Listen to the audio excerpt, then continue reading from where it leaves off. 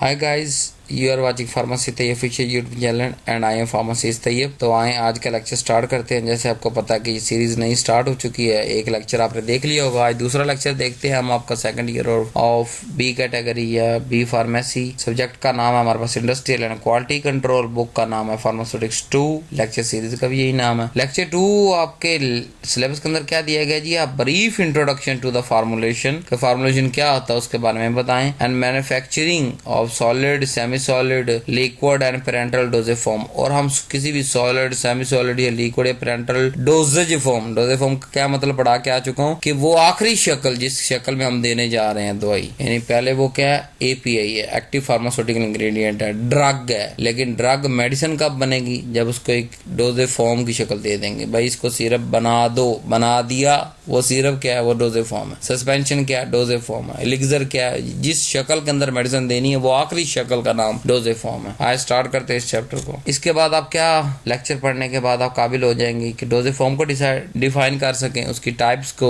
Formulation, उसके components, solid, semi solid, liquid and parental dosages form, describe the basic manufacturing step for each type, understanding the importance of quality control during production. तो ये सारी चीजें आप समझ चुके होंगे हमारे लेक्चर के एंड पे। आइए शुरू करते हैं। डोजेज फॉर्म क्या होता है जी? The physical form in which drug is produced and administered. क्या कहा? वो आखिरी शक्ल जिसके अंदर हम ड्रग पहले वाली होती है, रॉ फॉर्म को हम प्रोड्यूस करते हैं, बनाते हैं, आखिरी शक्ल, और पेशेंट को दे देते हैं। Syrup, elixir, suspension. जब सिरप नहीं बना था तो वो ड्रग है, जब सिरप बन गया तो वो डोजेज फॉर्म। क्या नाम है डोजेज फॉर्म का? सिरप। ठीक है। Convert API, active pharmaceutical ingredient या drug into safe, effective and convenient form of patient use. के उसको महफूज और इफेक्टिव, मतलब 5 मिलीग्राम एक टैबलेट के अंदर आ रही तो 5 ही आएगी, और कन्वीनियंट डोजेज फॉर्म के वो ले सकता है, उसको यूज कर सकता है, अपने साथ कैरी कर सकता। टाइप कौन कौन सी डोजेज फॉर्म की? नंबर 1 सॉलिड डोजेज फॉर्म होते हैं, number 2 semi solid dosage form, number 3 liquid dosage form, number 4 parental dosages form. चारों पढ़ते हैं। पहला आ गया solid dosage form. Most commonly used doses form क्या होते हैं कि tablet, capsule, powder, granule, lozenges.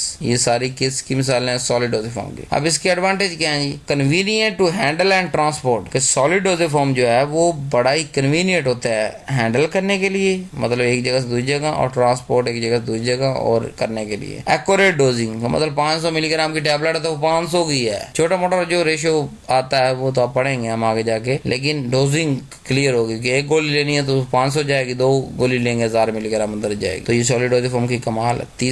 तीसरा लॉन्गर हाफ लाइफ। किसकी हाफ लाइफ बड़ी लंबी होती है? जब इसको सॉलिड डोजेज फॉर्म बना रहे हैं ना, tablet, capsule, powder, granule, lozenges, इनकी एक्सपायरी लॉन्ग होती है क्योंकि इनके अंदर मॉइस्चर ना होने के बराबर होता है। चौथा easy to pack and store. इसको पैक करना, स्टोर करना आसान है। सॉलिड डोजेज फॉर्म क्या है जी? Formulation ingredient. नंबर 1 कंपोनेंट हमारे पास सबसे पहला क्या होता है जी? सॉलिड डोजेज फॉर्म के अंदर एक्टिव इंग्रेडिएंट होता है, प्रोड्यूस थेरापेटिक इफेक्ट, यानी जिसने काम करना है, बीमारी को दूर करना है। डाइल्यूएंट यानी फिलर है, एक मास देने के लिए। अब मिसाल दो ना, 500 मिलीग्राम तो बड़ा। अगर पैराडोल की बात कर लेते हैं, पैराडोल के अंदर होता है पैरासीटामोल, एपीआई या ड्रग जिसको कहते हैं, वो 500 मिलीग्राम। अब 500 मिलीग्राम तो एक छोटी सी चुटकी होती है, उसको गोली बनाना है तो उसके अंदर कोई फिलर डालना, मतलब कोई और ऐसा चीज डालनी पड़ेगी जो उसको एक शक्ल या एक मास तो दे, एक जो है वो थोड़ा सा बारह तो बनाए, बट उसकी कोई फॉर्म चेंज ना करे। मतलब पैरासीटामोल के साथ वो कुछ 2 साल पड़ा भी रहे गोली की शक्ल के अंदर, इंग्रेडिएंट है सारी का, एपीआई और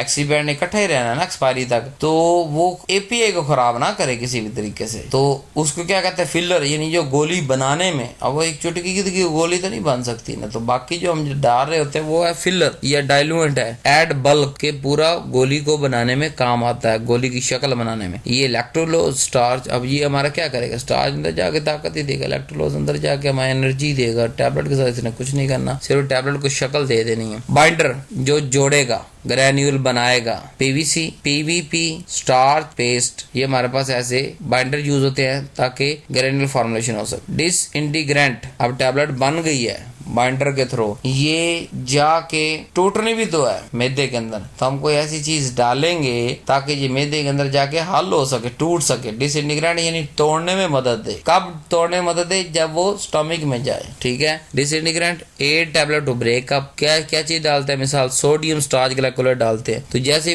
मैदे के अंदर जाता है वहां पानी होता है तो ये फूलना शुरू हो जाता है। जैसे ये फूलना शुरू हो जाता है पूरी गोली टूट जाती है। Lubricant glided. अब हमने उस पाउडर को फ्लो भी तो करना है ना, कि वो कहीं चिपके ना। लेट्स सपोज मैंने आपको बताया ना, आखिरी स्टेप जो होता है वो ऊपर होपर से हम डालते हैं पाउडर, और नीचे पंचेस के अंदर पाउडर आता है, ऊपर से प्रेशर लगता है, और जो है डाई के अंदर पाउडर आता है, ऊपर पंच जो है प्रेशर लगाते हैं और गोली बना देते हैं। अगर उसके अंदर फ्लो ही नहीं होगा तो वो होपर से डाई तक कैसे आएगा? नहीं आ सकता। अगर आएगा भी तो चिपकते हुए आएगा, सारी उस नाली को, होपर की नाली को बंद कर देगा, डाई की जो है सुराख उसको बंद कर देगा। ऊपर जो आगे जिसने फोर्स लगाने, प्रेशर लगाना है, पंच, उसका आगे से सारी पाउडर चिपक जाएगा, तो गोली तो नहीं बनेगी। तो इसका मतलब उसके अंदर लुब्रिकेंट और ग्लाइडेंट डालेंगे ताकि वो किसी भी जगह रुके ना और किसी भी चीज के साथ चिपके ना, प्रिवेंट स्टिकिंग। मैग्नीशियम स्टीरेट डालते हैं। अब उससे पहले, कंप्रेशन से पहले हमने डालना होता है एक बड़े वेसल के अंदर सारी चीजें मिक्स करनी। अगर उस बड़े वेसल की दीवार के साथ ही सारी चीजें चिपक जाए मिसाल के तौर पे, तो क्या वो हम उसको निकाल सकते हैं अंदर से? नहीं निकाल सकते। तो हम मैग्नीशियम स्टीरेट वो जो आखिरी लास्ट स्टेप होता है मिक्सिंग का, उसके अंदर डाल, ताकि सारे पाउडर के अंदर जो है वो मैग्नीशियम स्टीरेट मिक्स हो जाए, वो उस बड़े वेसल के अंदर भी ना चिपके, और आगे जाके जो कंप्रेशन मशीन होती है ना उसके हॉपर में चिपके, ना नीचे डाई के अंदर चिपके, ना पंच के मुंह के साथ चिपके। कलर एंड फ्लेवरेंट के, ताकि हम अपेयरेंस और टेस्ट को बढ़ा सके, कलर आम रजिस्टर्ड कलर डालते हैं, FDA अप्रूव कलर डालते हैं। अब सॉलिड डोसेज फॉर्म को मैन्युफैक्चर करने का स्टेप क्या है? Number 1, weighing and mixing the ingredient. पहले नंबर में हम क्या करेंगे? वजन करेंगे और मिक्स करेंगे इंग्रेडिएंट का। नंबर 2, ग्रेन्यूल बनाएंगे। अब दो तरह ग्रेन्यूल बनते हैं, एक वेट एक डाई। सादा जबान में आपको समझा दूं ताकि वाइवे में आपसे पूछे तो आपको पता हो। वेट का मतलब ये है कि जो पहला स्टेप होता है मिक्सिंग का, वहां पे अगर कोई लिक्विड हम डाल रहे हैं, चाहे वो बाइंडर एज ए लिक्विड डाल रहे हैं या कोई सॉल्वेंट डाल रहे हैं वो पाउडर के अंदर, और फिर वो आगे ग्रेन्यूल बनेंगे और ग्रेन्यूल फिर आगे एंड पे तक पहुंचेंगे, उसको कहते हैं वेट। ड्राई ये कहते हैं कि उसके अंदर हम लिक्विड कोई नहीं डालते, सॉल्वेंट कोई नहीं डालते, उसको मिक्स कर लेते हैं, उसके बड़े बड़े गोले बना लेते हैं, मतलब 2-2 इंचीज 3-3 इंचीज की टैबलेट बना लेते हैं। फिर जब उन टैबलेट्स को हम तोड़ते हैं ना खास क्रशर मशीन के अंदर, तो वो ग्रेन्यूल्स बन जाते। ग्रेन्यूल अब भी बनेंगे, मतलब बड़ी 1-2 इंच की टैबलेट बनाई, ठीक है, बड़ी जो है वो डाई लगा के, बड़े पंच लगा के हमने बड़ी मोटी मोटी टैबलेट बना ली, और उसको फिर क्रशर के अंदर तोड़ा। जैसे क्रशर के अंदर वो गोलियां टूटेंगी तो क्या होगा? वो ग्रेन्यूल बन जाएंगे। इसको कहेंगे ड्राई, क्योंकि पानी कहीं यूज नहीं किया। और अगर पहले स्टेप के अंदर सॉल्वेंट या वाटर या लिक्विड हम डाल दें मिक्सिंग के दौरान, उसको हम कहेंगे वेट ग्रेनुलेशन। फिर तीसरा है जी ड्राइंग ऑफ ग्रेन्यूल, कि जो ग्रेन्यूल बन गया अब उसको खुश्क भी करना है। चौथा है सीविंग एंड लुब्रिकेशन, कि उसको जो है सीव से गुजारेंगे और उसको लुब्रिकेट करेंगे। कैसे? मैग्नीशियम स्टीरेट लगा के। फिर कंप्रेशन मशीन पे ले जाएंगे और जो है या कैप्सूल उसके बना लेंगे हम। कोटिंग ऑप्शनल है, हाँ अगर करना चाहें तो कर सकते हैं, नहीं तो नहीं। एंटेरी कोटेड यानी कि जो इंटेस्टाइन के अंदर जाके ये शुगर कोटेड जैका छुपाने के लिए। तो क्वालिटी कंट्रोल एंड पैकेजिंग, फिर हम उसको जब वो गोली हमारे बन के आ जाए क्वालिटी कंट्रोल टेस्ट करेंगे। क्या टेस्ट करना है? कि जितने मिलीग्राम पर टैबलेट आना चाहिए उतना ही है या नहीं है, फिर कोई और चीज एक्स्ट्रा, कोई और चीज तो नहीं है, एक्सिबिएंट कोई रिएक्शन तो नहीं कर रहा, कंपोजिशन में कोई चेंज तो नहीं है। ये सारा केमिकल रिएक्शन मशीनों से हम चेक करेंगे। HPLC मशीन होती है हमारे पास, जो है टाइट्रेशन होती है हमारे पास, और जो है वो सारे केमिकल एनालिसिस करेंगे हम इसके टैबलेट के, फिजिकल एनालिसिस भी करेंगे। इसको जो है वो तोड़ के देखेंगे। फिब्रिलेटर होता है उसके अंदर, इसकी फिब्रिबिलिटी टेस्ट करते हैं कि कितने चक्करों के अंदर जो है वो टैबलेट टूटती है। यानी कि आपको बताया ना कि फैक्ट्री के अंदर स्टोर होनी है, फिर गाड़ी के अंदर जानी है, फिर डिस्ट्रीब्यूशन पता कितने सारे शहरों से गुजरते हुए छोटे शहर तक पहुंचनी है, फिर उस शहर के अंदर फार्मेसी तक पहुंचनी है, फिर फार्मेसी ने 1.5-2 साल उसको रखना है, फिर बेचना है। तो इस तरह ये निज़ाम चलता है। तो इसीलिए हम क्वालिटी कंट्रोल चेक करते हैं, प्लस उसके बाद पैकेजिंग कर देते हैं, पैक करके बाजार के अंदर फेंक देते हैं। तो ये हमारे पास स्टेप थे जो हमने फॉलो करने होते हैं कोई भी सॉलिड डोसेज फॉर्म बनाने के लिए। टैबलेट के लिए भी यही है और कैप्सूल के भी यही है। नेक्स्ट हमारे पास है जी सेमी सॉलिड डोसेज फॉर्म।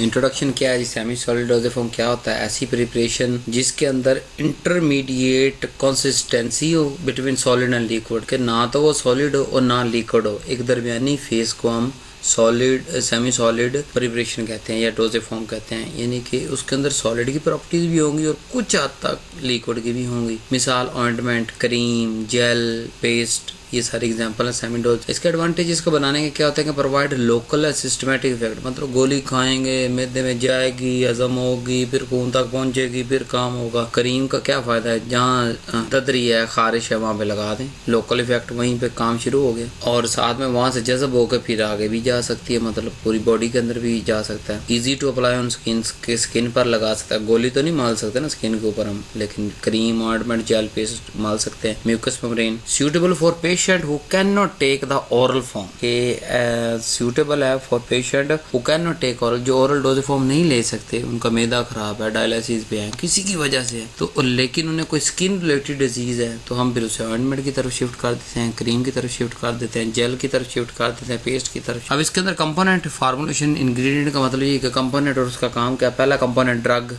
यानी एक्टिव इंग्रेडिएंट जिसने थेरापेटिक इफेक्ट प्रोड्यूस कराना है। नंबर 2 बेस, प्रोवाइड बॉडी, जैसे मैंने टैबलेट के अंदर आपको पढ़ाया ना कि डाइल्यूएंट या फिलर डालते हैं ताकि वो टैबलेट का एक खास मिकदार वजन बन सके, इसी तरह ये सेमी सॉलिड के अंदर बेस डालते हैं जो कि इसको पूरी को एक जिस्म देती है, एक मास देती है, जैसे पैराफिन, पीईजी, लेनोलिन वगैरह, ये बेसिस इस्तेमाल होती हैं सेमी सॉलिड डोज फॉर्म में। फिर इमल्सीफायर है ताकि मिक्सचर को स्टेबलाइज रख सके। अब सॉलिड भी है लिक्विड भी, दोनों को एक ही जगह पे रखने के लिए हमें इमल्सीफायर ऐड करने पड़ेंगे। जैसे मिसाल है सीटोस्टीराइल अल्कोहल। प्रेजर्वेटिव की अगर बात करें, prevent microbial growth. Perfume and colouring agent की बात करें, इम्प्रूव एक्सेप्टेबिलिटी, कि एक्सेप्टेबिलिटी जो है वो इम्प्रूव हो ताकि वो ले सके, यानी कोई अगर ज्यादा स्मेल होगी तो पेशेंट अपने जिस्म पे नहीं लगाएगा, और जो है वो कलर अगर खास अजीब सा कलर हुआ फिर भी नहीं लगाएगा, तो हमें कलर को जो है उस हिसाब से रखना है और स्मेल भी इसकी कंट्रोल करनी है। प्रेजर्वेटिव भी डालने हैं, इमल्सीफायर भी डालने हैं और बेस तो फिर डालनी ही डालनी है। अब सेमी सॉलिड डोजेज फॉर्म को बनाने का तरीका, manufacturing step number 1, melting and mixing the base. जो बॉडी है इसकी यानी बेस से बना हुआ सारा कुछ, तो बेस को हम मेल्ट करते हैं, पिघलाते हैं और उसको अच्छे से मिक्स करते हैं ताकि सारी बेस एक ही जान हो जाए। Incorporation of drug and other excipient, कि जो एपीआई है वो भी डाल दें और दूसरे जो एक्सिपिएंट डालने हैं वो भी डाल दें। जैसे मिसाल के तौर पे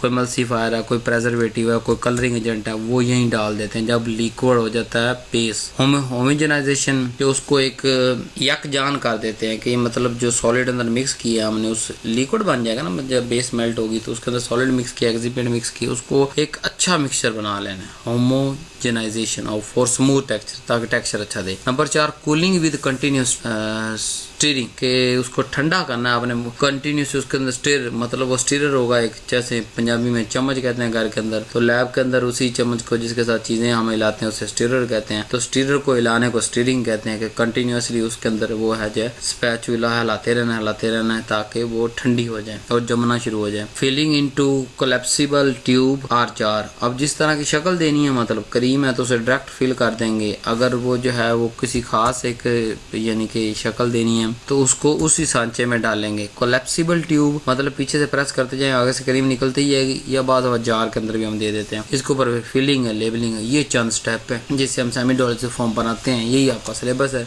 liquid dosage form, preparation containing 1 or more drug dissolved, suspended और इमल्सिफाइड इन लिक्विड मीडियम। के लिक्विड डोजेज फॉर्म क्या है कि ये ऐसी प्रिपरेशन जिसमें एक या एक से ज्यादा ड्रग हम डालते हैं, वो ना सिर्फ डिसॉल्व होती है, सस्पेंड भी होती है और बाद दफा हम उसको इमल्सिफाई भी करते हैं इन लिक्विड मीडियम, के वो ड्रग किसी लिक्विड मीडियम के अंदर उसको या डिसॉल्व कर देंगे, डिसॉल्व करेंगे तो उसको सोल्यूशन कह देंगे, सस्पेंड करेंगे तो उसको सस्पेंशन कह देंगे, इमल्शन अगर इमल्सिफाई करेंगे तो उसको इमल्शन कह देंगे। ओके, समझ आ रहा है? एग्जाम्पल आ गए ना वही सारे, syrup, solution, suspension, emulsion, elixir. तो यही वो कंपोनेंट की बुनियाद पे सिरप के अंदर क्या होता है, डिसॉल्व होता है और प्लस फ्रुक्टोज या सक्रोज का सोल्यूशन हम डालते हैं कि मीठा हो जाए। सोल्यूशन सिंपल कलर डिसॉल्व कर दें, कोई चीज सिरप सूरप ना डालें, वो है हमारे पास सोल्यूशन। सस्पेंशन है यानी पाउडर पार्टिकल को लिक्विड के अंदर सस्पेंड कर देना, वो सस्पेंशन। और इमल्शन बना लेना। एलिक्सर डिफरेंट तरह का एक्सट्रैक्ट या alcohol base. Elixir actually definition है कि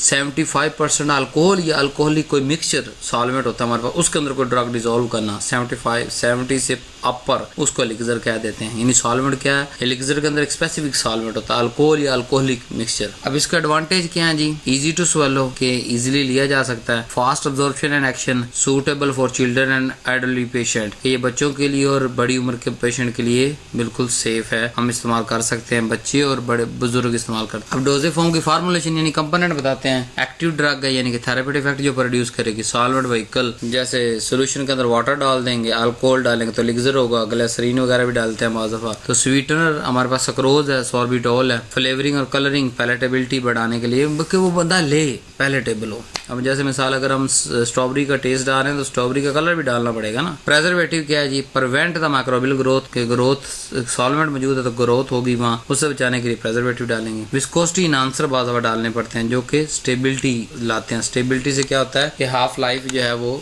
शेल्फ लाइफ या हाफ लाइफ जो है उस चीज की बढ़ती है। इसके अंदर है CMC PVP। अब इसके मैन्युफैक्चरिंग स्टेप कौन से हैं? नंबर 1 डिसोल्यूशन है और डिस्पर्शन ऑफ इंग्रेडिएंट के बाद अब डिसॉल्व करना पड़ता है, बाद अब डिस्पर्स करते हैं। फिल्ट्रेशन टू रिमूव इम्प्योरिटी के हम फिल्टर करते हैं ताकि इम्प्योरिटी को रिमूव कर सकें। मिक्सिंग एंड होमोजेनाइजेशन, अगला स्टेप क्या है? मिक्स करना है और होमोजेनाइज करना है। चौथा स्टेप है filling into bottles under hygienic condition, bottles के अंदर हाइजीनिक कंडीशन के अंदर उस सिरप सस्पेंशन इमल्शन को पैक कर देना। फिर लेबल करना है और यहाँ एक्स्ट्रा स्टेप क्या? सील करना है। सिरप को, सस्पेंशन को, एलिक्सर को सील करके भेजना है। एंड फिर पैकेजिंग हम करेंगे उसकी फाइनल पैकेजिंग। तो ये 5 स्टेप है मैन्युफैक्चरिंग के। पेरेंटल डोजेफॉर्म की अगर बात करें तो स्टीराइल प्रिपरेशन जो कि एडमिनिस्ट्रेड बाय इंजेक्शन, इंजेक्शन की मदद से हम एडमिनिस्टर करें ऐसी स्टीराइल प्रिपरेशन को बॉडी के अंदर या टिश्यू के अंदर या ब्लड के अंदर, उसको क्या कहते हैं? पेरेंटल डोजेफ के टीके के जरिए इसने लगना है। उसके अंदर हमारे पास IV, intravenous, IM, intramuscular, SC subcutaneous, IM intradermal वगैरह है। इंजेक्शन भी लगाते हैं और इन्फ्यूजन भी लगा सकते हैं हम। 3 मस्ट कैरेक्टरिस्टिक होते हैं इस डोजेफॉर्म के। मस्ट बी स्टीराइल, जरासीमों से पाक होना चाहिए। Number 2 free from pyrogen and particles. Number 3 prepared under septic condition के एसेप्टिक कंडीशन के अंदर प्रिपेयर होता है, ठीक है, ताकि जरासीमों से कुछ या जरासीमों से पाक एनवायरनमेंट के अंदर बनेगा तो स्टीराइल रहेगा। फिर स्टीराइल करते भी हैं पे हम दोबारा। कंपोनेंट एक्टिव ड्रग है, थेरेप्यूटिक एक्शन है। Vehicle water for injection solvent के तौर पे इस्तेमाल होता है। बफर है जो कि pH मेंटेन करता है। अब एक खास ड्रग को आपने खास सॉल्वेंट के अंदर डाल के रखना और उसकी pH अगर डिस्टर्ब हो जाएगी तो वो IV या IM या किसी भी इंजेक्शन तो नहीं लग सकता, लिहाजा उसकी pH सेम होनी चाहिए। pH जो है बॉडी के अकॉर्डिंग होनी चाहिए, जहाँ लगना है उसके मुताबिक। स्टेबलाइजर डालेंगे ताकि डिकम्पोज ना हो, ड्रग खराब ना हो। प्रेजर्वेटिव डालेंगे स्टेबिलिटी, शेल्फ लाइफ बढ़ाने के लिए। टोनिसिटी एडजंक्ट डालेंगे कि मैच द बॉडी फ्लूइड, जैसे NaCl डालेंगे, जो चीज पहले बॉडी में मौजूद है उस जैसी कुछ चीजें डालेंगे, कोई नई चीज नहीं हम डाल देंगे बॉडी के अंदर ताकि हम टॉक्सिसिटी से बच सकें। मेथड पहला प्रिपरेशन ऑफ सोल्यूशन यानी इन वाटर फॉर इंजेक्शन के बाद सिंपल हमारे पास एक सोल्यूशन आ रहा होता है वाटर फॉर इंजेक्शन के साथ। पाउडर अलग आ रहा है, वाटर फॉर इंजेक्शन अलग आ रहा है, उसको तोड़ के वक्ती तौर पर इंजेक्शन बना के हम लगा रहे हैं। तो उस सोल्यूशन को तैयार करना या वो जो वाटर फॉर इंजेक्शन है उसको तैयार करना पहला स्टेप है। नंबर 2 उसको फिल्टर करना थ्रू द स्टीरिलाइजेशन मेम्ब्रेन फिल्टर। उस वाटर फॉर इंजेक्शन को भी फिल्टर किया जा सकता है, प्लस अगर हमें लिक्विड ही इंजेक्शन बना रहे हैं तो उसको भी स्टीरिलाइज करना मेम्ब्रेन फिल्टर से गुजार के। फिर उसको एक स्टीरिलाइज एम्प्यूल या वायल के अंदर डालना, ठीक है। फिर जो है वो एम्प्यूल या वायल का ये फर्क होता है कि सिंगल डोज जो है वो एम्प्यूल है और एक से ज्यादा डोज जो जिसके अंदर हो उसको वायल कहते हैं। मतलब थोड़ी सी चौड़ी डब्बी होगी, बड़ी होगी, जिसके अंदर 1 2 4 6 टीके भरे हों, एक से ज्यादा उसको वायल कहेंगे। जो एक बिल्कुल ही एक छोटा सा ब्रीक सी हमारे पास हो, एक ही दफा में लग जाए, उसको एम्प्यूल कहते हैं। सीलिंग अंडर एसेप्टिक कंडीशन कि उसको सील भी करना है एसेप्टिक, जहाँ कोई भी बैक्टीरिया मौजूद ना हो या कोई दूसरा माइक्रोऑर्गेनिज्म मौजूद ना हो। स्टीरिलाइजेशन बाय ऑटोक्लेविंग, बाद अब हम ऑटोक्लेव एक अपरेटस है जिसके अंदर क्या आता है कि नमी की मौजूदगी के अंदर और हीट के इस्तेमाल से हम जरासीम को